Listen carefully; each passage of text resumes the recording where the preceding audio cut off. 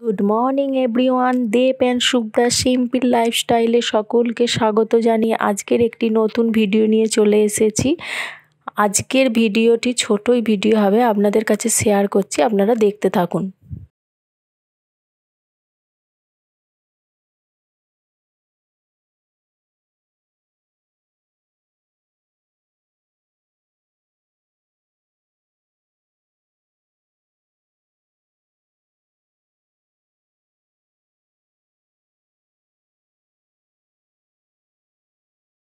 একটি মাংসের recipe share করব, সবটা শেয়ার করতে পারিনি, মধ্যিখান থেকে শেয়ার করছি। আমি অনেক দিন ধরেই বাড়িতে আমার শাশুড়ি মা চিকেন খাবেন বলেছিলেন আমার হাতেই, কিন্তু আমার সময়ের অভাবে করে দেওয়া হয়নি আর কি। আমি আজকে সেটাই একটু শেয়ার করছি। আমাকে সব আমার রান্নার দিদি জোগাড় করে দিয়েছে, আমি সেটাই আপনাদের কাছে আমি দেখাচ্ছি। দেখুন, আমি মাংসটা কষছি। এর আগে যেরকমভাবে আমরা মাংসটা ম্যারিনেট করে থাকি সেটাই আমি করেছিলাম।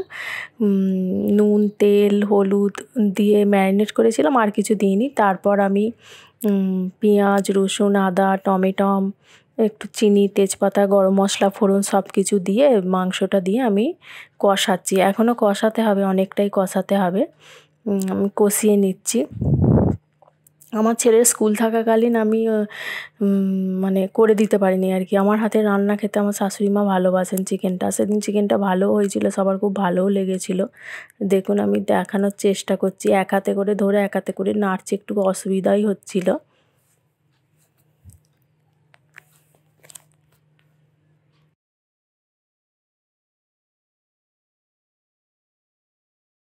এই যে কষাতে কষাতে দেখুন তেল প্রায় ছেড়েই দিয়েছে।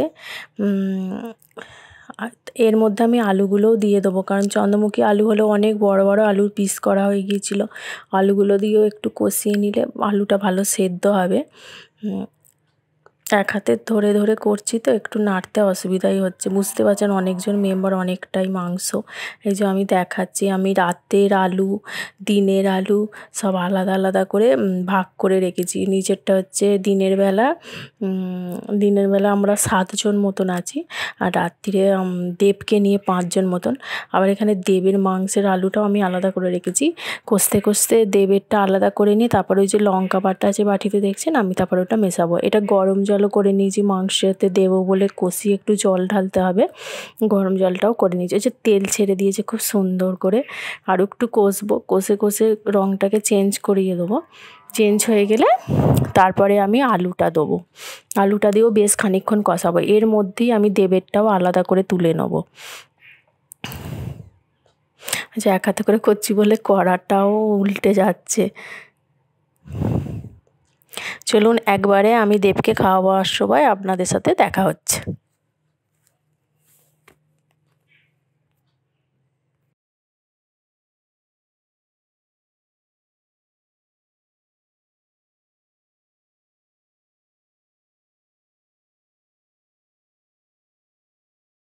এই যে আমি দেবের ভাত বেড়ে নিয়ে চলে এসেছি।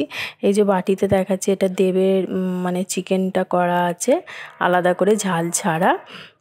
এই যে দেবকে নিয়ে বসেছি, দেব ওখানে ফোন দেখছে, আমি দেবকে খাইয়ে দেবো, তারপর আমরা সকলে বাড়ির সকলে খাবো।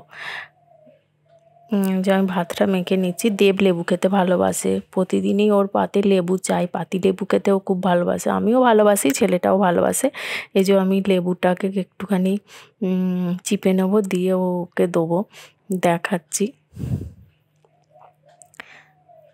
আসলে আমাদের দুপুরের মাংস, রাত্রের মাংস, দুবেলার মাংস, আবার দেবেরও দুবেলার মাংস, মোট 4টে মাংস করার সময় 4টে করতে হয়, ওই জন্য একটু অসুবিধা হয়ে যায়। আর মাও অনেক দিন ধরে বলেছিল মাংস খাবো, মা মানে আমার শাশুড়ি মামারই করে দেওয়া হচ্ছিলো না। আজকেই দেবের স্কুল ছুটি আছে বলে আজকে আমি সেটা হচ্ছে দেবকে দেখাচ্ছি। দেখুন, দেবকে বলছি ভালো হয়েছে, দেব দেখাচ্ছে আঙুল দিয়ে ভালো হয়েছে। ওই যে